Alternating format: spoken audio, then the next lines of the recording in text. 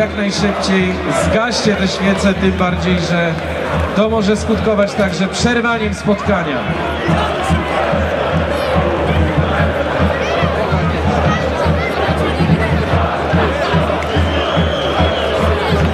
No i jak wspominałem, niestety sędzia przerywa spotkanie.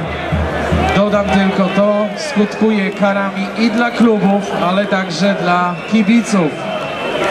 Niestety, ale używanie środków pirotechnicznych, jakichkolwiek, czy świec dymnych, czy rac, czy petard hukowych jest absolutnie zabronione i po prostu niezgodne z aktualnie obowiązującym prawem.